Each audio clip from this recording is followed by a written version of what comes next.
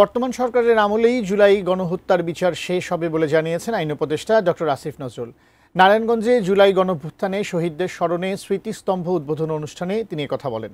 সোমবার দেশের কয়েকটি জেলায় জুলাই স্মৃতিস্তম্ভের নির্মাণ কাজের ভিত্তিপ্রস্তর স্থাপন করা হয়েছে।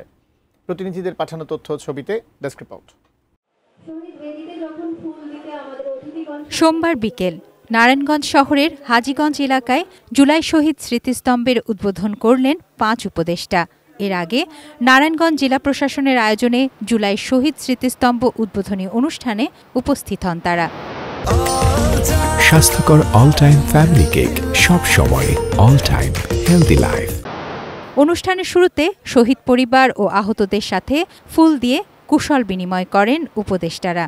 অনুষ্ঠানে মঞ্চের উপরে বসেছিলেন শহীদদের বাবা মা, আর নিচে ছিলেন অন্তর্বর্তী সরকারের 5 উপদেষ্টা, স্থানীয় রাজনৈতিক নেতা ও প্রশাসনের কর্মকর্তারা।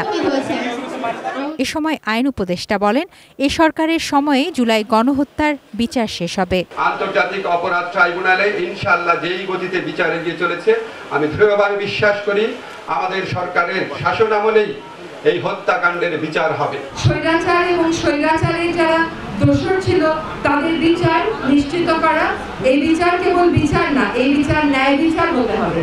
আপনারা অগ্নি যুগের সন্তান, আগুন হাতে নিয়ে ঢাকার রাস্তায় নেমেছিলেন, সারা দেশে নেমেছিলেন, নারায়ণগঞ্জে নেমেছিলেন। এই আগুন হাতে নিয়ে দেশকে এগিয়ে নিয়ে যেতে হবে।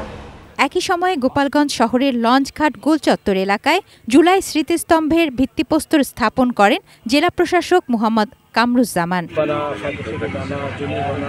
চাঁপাইনবাবগঞ্জ শহরের ফুড অফিস মোড়ে স্মৃতিস্তম্ভটির ভিত্তিপ্রস্তর স্থাপন করেন জেলা প্রশাসক মোহাম্মদ আব্দুস সামাদ। পরে জুলাই শহীদদের আত্মার শান্তি কামনায় দোয়া ও মোনাজাত করা হয়। তুনাজ জিনা তনু, ডেস্ক রিপোর্ট, ATN নিউজ।